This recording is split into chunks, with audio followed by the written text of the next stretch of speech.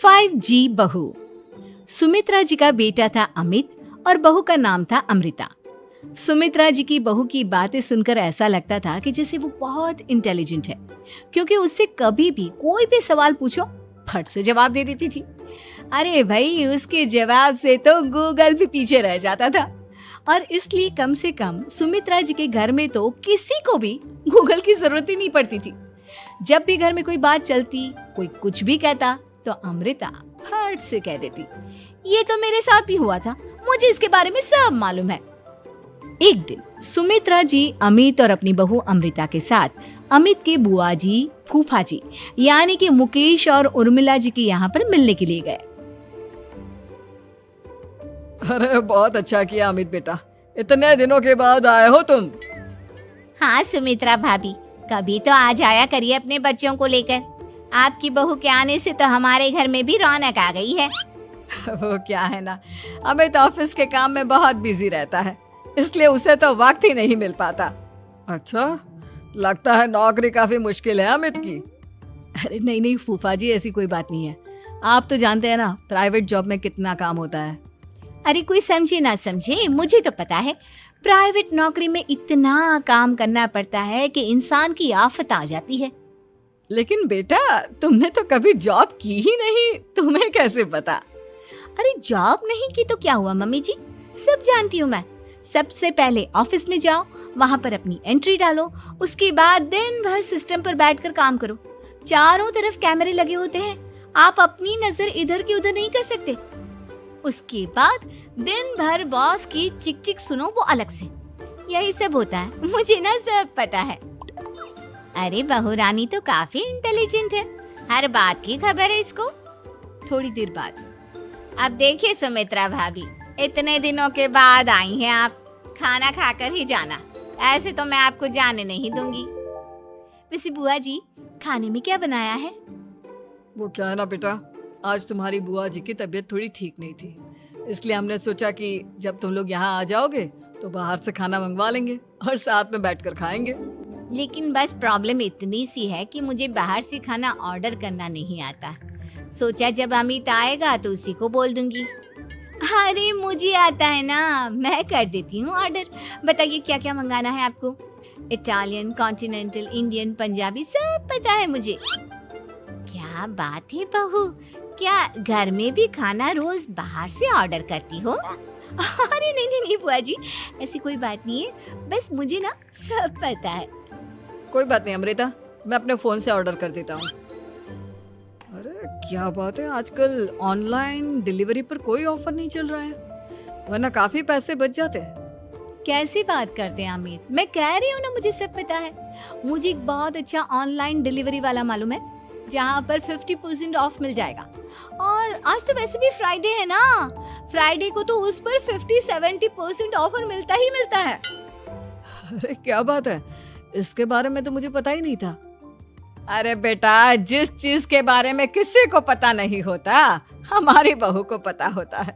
एक काम कर, तू उसी को ऑर्डर करने दे।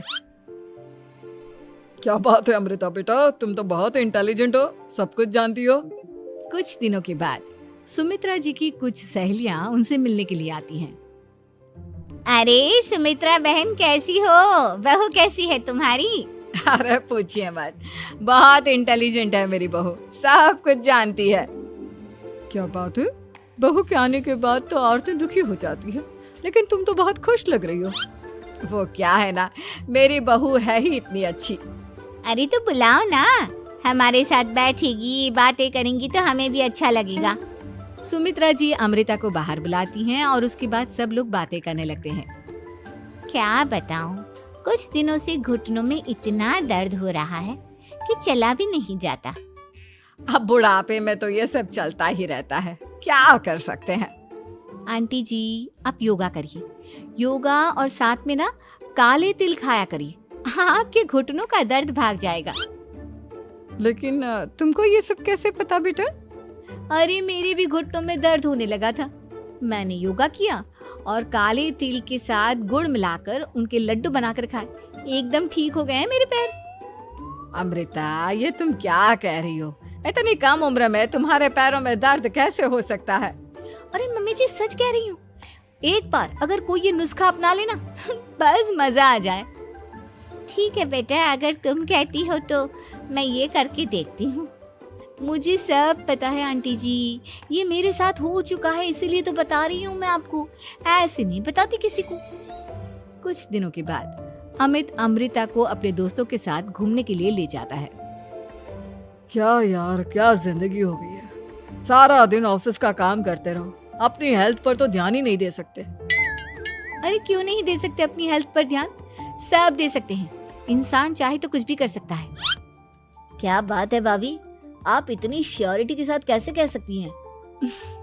अरे आजकल ना एक से एक एप्लीकेशन है मार्केट में, और जानते हैं उसमें कुछ एक्सरसाइज तो ऐसी बताते हैं जिन्हें आप अपने ऑफिस में बैठे बैठे, मेरा मतलब लैपटॉप पर काम करते करते भी कर सकते हैं।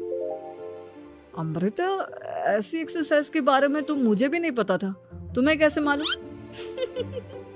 अरे मुझे सब पता है, हर चीज की खबर रखती हूँ मैं, जानते हैं ना आप। लेकिन ऐसी कौन सी एप्लीकेशन है और ऐसी कौन सी एक्सरसाइज है भाभी?